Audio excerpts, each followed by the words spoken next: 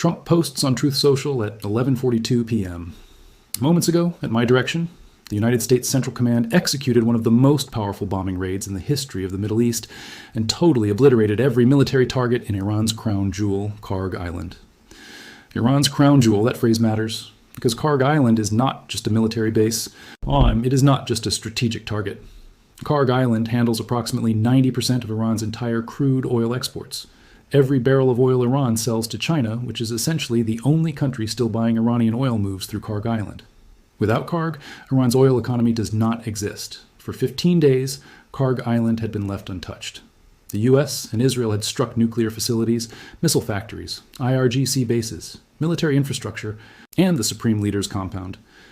But Kharg Island, the island that generates most of Iran's remaining revenue, the island that China depends on for 11% of its seaborne crude imports, had been deliberately spared until Friday night. Trump was careful to add one sentence immediately after his announcement: "I have chosen not to wipe out the oil infrastructure on the island. However, should Iran or anyone else do anything to interfere with the free and safe passage of ships through the Strait of Hormuz, I will immediately reconsider this decision." One sentence, one ultimatum. Open the strait or the oil infrastructure is next. Iran's response was delivered within hours, and it was not a ceasefire offer. Iran announced it would consider allowing some tankers through the Strait of Hormuz, but only if payments are made in Chinese yuan, not US dollars, the Chinese yuan. The world's reserve currency is now being weaponized in the Persian Gulf, and the implications go far beyond this war. Today we tell you everything about what just happened, and what it means for the world. Kharg Island sits in the northern Persian Gulf, a 5-mile-long coral island approximately 15 miles off the Iranian mainland. It is scrubby, flat, and largely unremarkable in appearance. There is no city there, no population center, just pipelines, storage tanks, loading terminals, and a naval base. And through those pipelines, storage tanks, and loading terminals flows approximately 90% of Iran's entire crude oil export capacity. 7 million barrels of oil per day loading capacity. The economic lifeline of the Islamic Republic. Iran has exported oil from Kharg since the 1950s. The island survived the Iran-Iraq War of the 1980s, or when Iraq struck it repeatedly with airstrikes that damaged but never destroyed its export infrastructure. It survived the first Gulf War. It survived multiple rounds of US sanctions that reduced its throughput, but never shut it down. Every previous military and economic adversary of Iran understood the same thing. Destroying Kharg Island does not just hurt Iran, it hurts the entire global oil market. Because Iran still exports between 1.1 and 1.5 million barrels of oil per day, even in the middle of this war, and virtually all of it goes through Kharg. That oil goes primarily to China, and China has been clear that it considers Iranian oil essential to its energy security. Analysts at CNBC and Reuters noted the same point after Friday's strike. Seizing or fully destroying Kharg Island would require a ground troop operation. Airstrikes can hit military assets on the island. They cannot permanently disable the export terminal infrastructure without also triggering the largest single-point oil supply disruption in history. Energy analyst Dan Pickering of Pickering Energy Partners told CNBC directly, removing Kharg's export capacity could take up to 2 million barrels per day out of global supply until shipping routes stabilize. Trump struck the military assets. He deliberately left the oil infrastructure untouched, for now, and he told the world exactly what would change that: blocking the strait. Here is the sentence from Iran's response to the Kharg Island strike that has received almost no coverage, and that may be the most strategically significant thing Iran has said since February 28th. Iran is considering allowing some tankers through the Strait of Hormuz, but payments must be made in Chinese yuan, not US dollars. Let us be precise about what this means, because it goes far beyond the immediate oil crisis. Since World War II, global oil trade has been conducted almost entirely in US dollars. This is not an accident. It is the foundation of the petrodollar system, the arrangement by which oil-exporting nations agree to price their exports in dollars, creating permanent global demand for American currency and underpinning US financial dominance of the world economy. When Saudi Arabia, Iraq, the UAE, and Kuwait sell oil, they sell it in dollars. When China, Japan, South Korea, and India buy oil, they buy it with dollars. This creates constant demand for dollars across the entire global economy, demand that allows America to run large deficits, maintain low borrowing costs, and project financial power globally. Iran is now saying our oil moves through Chinese yuan only. This is not the first time this idea has been raised.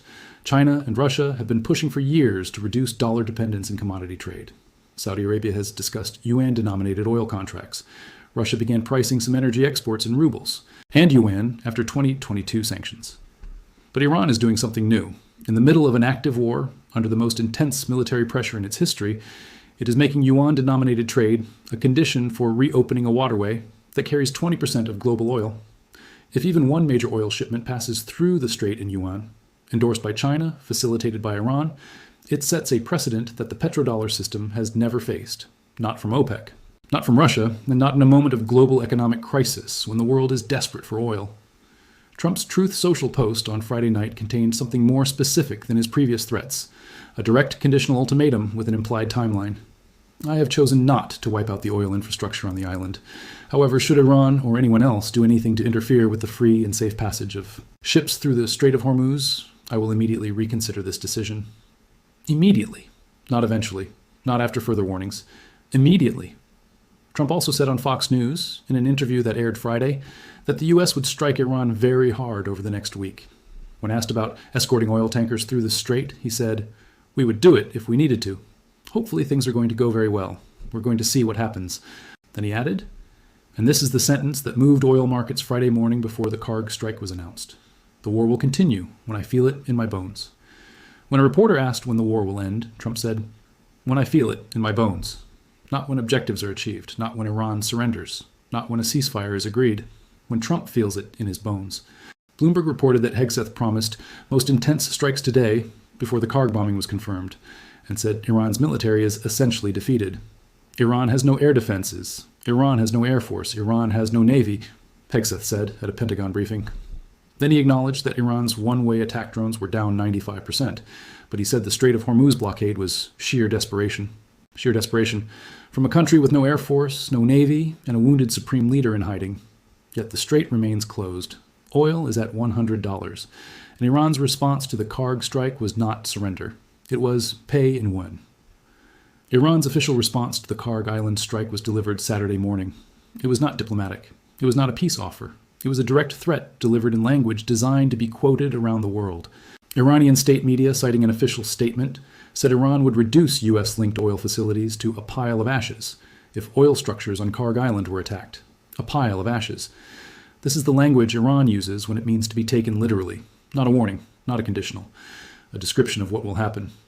The targets implied are clear: Saudi Arabia's Aramco facilities, which process 7% of global oil supply at the Abqaiq complex alone. Kuwait's refineries, UAE's offshore platforms, Qatar's LNG facilities, which are already partially damaged. If Iran makes good on this threat, the largest oil supply disruption in the history of global markets, already confirmed by the IEA, becomes something historically without parallel. Al Jazeera's correspondent reporting from Tehran said the strikes hitting targets across Iran, including Tehran, Karaj, Isfahan, and Tabriz, were a sign that we are not close to de-escalation. The IRGC announced it would deploy what it called most advanced weaponry, including HIMARS missiles, to target Israeli territory in response to the Kharg strike.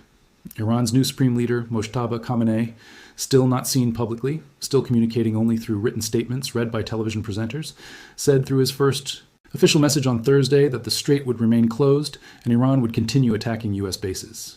His message vowed to open other fronts in the conflict. The war is in its third week. The Kharg Island strike dramatically escalated the stakes. Trump has given an ultimatum. Iran has responded with a counter-threat. And between those two positions, 157 stranded tankers are waiting to find out which side blinks first. At his Friday Pentagon briefing, Defense Secretary Pete Hegseth delivered a statement that sounded like a victory declaration, and then said something that contradicted it entirely. Victory declaration: U.S. and Israeli attacks have struck more than 15,000 Iranian targets since February 28th. Iran has no air defenses, Iran has no air force, Iran has no navy. Their production lines, their military plants, their defense innovation centers, defeated. Then immediately, very soon, all of Iran's defense companies will be destroyed. If Iran's military is already defeated, if it has no air force, no navy, no air defenses, why are all of its defense companies not yet destroyed? Why is very soon the timeline rather than already done? This is the same contradiction that Senator Murphy identified after his classified briefing. The officials describe a defeated enemy while simultaneously describing an ongoing campaign with no clear endpoint. The 15,000 targets figure is itself worth examining. Israel's military confirmed it has launched approximately 7,600 airstrikes on Iran and another 100 in Lebanon. The U.S. has conducted thousands more. 15,000 targets across a country of 88 million people represents an extraordinary scale of military action, comparable in density to some of the most intensive air campaigns in modern warfare. And yet Iran is still launching missiles, still mining the Strait, still threatening to pile U.S.-linked oil facilities to ashes, still maintaining a supreme leader, wounded, in hiding, but communicating, still fighting. The question nobody in the administration is answering publicly is the one Senator Murphy asked in his classified briefing: what happens when you stop bombing and Iran restarts? Production? Hegseth's answer, implied by very soon all defense companies will be destroyed, is keep bombing until there is nothing left to rebuild. That is not a war strategy. It is, as Murphy called it, endless war. While the Kharg Island bombing dominated Friday's headlines, there was a second story that deserves equal attention, and that represents the human cost of this war in the starkest possible terms. A U.S. Air Force KC-135 Stratotanker, a refueling aircraft, crashed in western Iraq on Friday. All 6 crew members were killed. CENTCOM confirmed the crash and said initial assessments indicated the cause was not hostile fire. Mechanical failure or operational incident, not an Iranian attack. 6 Americans. Gone. In a crash, not a battle. In Iraq, not Iran. On a refueling mission, not a combat sortie. With these 6 deaths, the American military toll from Operation Epic Fury has reached 13 confirmed killed, 7 by enemy fire, 6 in the KC-135 crash.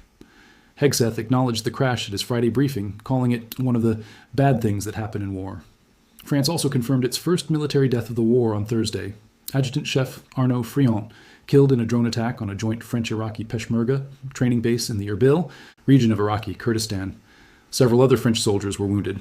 French President Emmanuel Macron announced the death publicly with a formal statement. The total military death toll across the coalition is now 13 Americans killed, 1 French soldier killed, an unknown number of Israeli soldiers killed in Lebanon combat, and 2 Israeli civilians killed by Iranian missiles striking northern Israel. NATO has now intercepted 3 Iranian ballistic missiles that entered Turkish airspace over the past 10 days, each one requiring an SM-3 interceptor missile launched from a U.S. destroyer in the eastern Mediterranean. 3 times, an Iranian missile has passed through the airspace of a NATO member. 3 times, the alliance has had to respond militarily to prevent a strike that could trigger Article 5 collective defense provisions. The war is expanding in ways that its planners appear not to have fully anticipated. Saturday morning, March 14th, day 15. While the world was focused on the Kharg Island strike, something happened in Baghdad that represents one of the most symbolically significant escalations of this entire conflict. A missile struck a helipad inside the U.S. Embassy compound in Baghdad, Iraq. 2 Iraqi security officials confirmed the strike to CNN. Footage showed a column of smoke rising over the embassy compound, one of the largest U.S. diplomatic facilities in the world, covering approximately 104 acres and housing thousands of American diplomatic and support staff. This is not the first time the Baghdad embassy has been targeted in this conflict. It has been struck repeatedly by rockets and drones fired by Iran-aligned Iraqi militias, the same militias that Iran has been coordinating since the war began. But a missile strike inside the compound, not near it, inside it, represents a significant escalation. The Baghdad embassy strike highlights a dimension of this war that has consistently been underreported. Iraq is not a neutral bystander. Iran-aligned militias operate freely in Iraqi territory. They have storage facilities, launch sites, and command structures inside Iraq. When Trump demanded Iran stop interfering with the Strait, the Iranian network in Iraq was already targeting the largest American diplomatic compound in the Middle East. Iraq's government is in an impossible position. It cannot expel the Iranian-aligned militias without triggering a civil conflict it cannot win. It cannot endorse their attacks on American facilities without risking U.S. retaliation. It cannot stop them without Iranian permission. Baghdad has condemned the attacks on its soil by all parties, a carefully worded statement that commits to nothing while offending no one. Meanwhile, more than 50,000 American citizens have been evacuated from the Middle East since February 28th by 48 chartered flights organized by the State Department. That is a significant number. It suggests the assessment of continuing risk to civilians in the region remains high. Iran's Yuan demand is not a random decision. It is almost certainly coordinated with, or at minimum welcomed by, China. And understanding China's strategic calculation in this moment reveals the deepest long-term consequences of the Iran war. China is Iran's most important economic partner. It buys 11% of its seaborne crude imports from Iran. It has invested billions in Iranian infrastructure under the 25-year China-Iran Cooperation Agreement signed in 2021. It brokered the Saudi-Iran normalization agreement in 2023. It has consistently called for ceasefire and de-escalation throughout this conflict, while simultaneously being described by Western intelligence as providing concerning support to Iran. China's ideal outcome in this war is straightforward. Iran survives, weakened but intact, as a dependent partner. The Islamic Republic, under whatever leadership, remains a major oil supplier to China, a counterweight to American influence in the Gulf, and a showcase for the proposition that American military power cannot permanently reshape the Middle East. The Yuan oil demand advances all of these goals simultaneously. If it succeeds, if even one significant oil transaction is completed in Yuan through the Strait, it demonstrates that the petrodollar system can be bypassed in crisis conditions. It builds the precedent for yuan-denominated commodity trade that China has been pursuing for a decade. It creates a financial incentive for China to keep the Strait partially open on yuan terms, which serves China's energy interests while simultaneously undermining America's financial dominance. Chinese AI firm Mizar Vision was reported Thursday to be compiling satellite imagery of U.S. military deployments across the Middle East, a detail flagged by the U.S. House Select Committee on China. The committee called it companies tied to the CCP turning AI into a battlefield surveillance tool against America. Russia is providing tactical advice. China is mapping U.S. military positions. Iran is demanding yuan payments. This war has more external actors than any American military campaign since Korea. America bombed Kharg Island's military assets. Iran threatened to burn U.S.-linked oil facilities to ashes. Iran demanded yuan payment for oil transit. Trump said he will immediately reconsider sparing the oil infrastructure. And the world's global oil market is being restructured in real time. Here are 3 realistic outcomes from this point forward. Outcome 1, the Kharg ultimatum produces a ceasefire within 72 hours. Trump's conditional, open the Strait or the oil infrastructure is next, is simultaneously a military threat and a negotiating position. Iran's yuan demand is simultaneously a provocation and an opening. It suggests Iran is willing to allow some transit trek under conditions. Oman, Qatar, and China are all mediating. If the yuan demand creates a framework, partial Strait opening, yuan-denominated transactions, face-saving language for both sides, a ceasefire announcement could follow within days. Oil would drop $20 to $30 immediately. Gas prices would start falling within a week. This is the outcome every government on Earth, except possibly Israel, wants. Outcome 2, Trump strikes Kharg oil infrastructure. Iran continues mining the Strait. Another tanker is struck. Trump's immediately reconsider. It becomes action. U.S. forces strike Kharg's oil terminals, pipelines, and storage tanks. Iran loses its primary export capability. Oil goes to $150 or higher. Brent at $200, Iran's own threat, becomes possible. Global recession is no longer a risk. It is a certainty. This is the scenario that every energy analyst, every central banker, and every G7 finance minister is desperately trying to prevent. Outcome 3. The Yuan precedent is quietly accepted. No formal announcement. No treaty. But Chinese tankers begin moving through the Strait in yuan-denominated transactions. The U.S. does not stop them because stopping Chinese ships means a direct confrontation with Beijing. The petrodollar system absorbs its first major crack in 70 years. The long-term consequences of that crack play out over decades, not days. The Kharg Island strike was the most escalatory single action of this war. What happens next will determine whether it was the last escalation or the one that made all the others look small. If this video gave you the clearest picture of the most dangerous moment of this war, subscribe. Share this with someone who needs to understand what is really happening. New analysis every single day.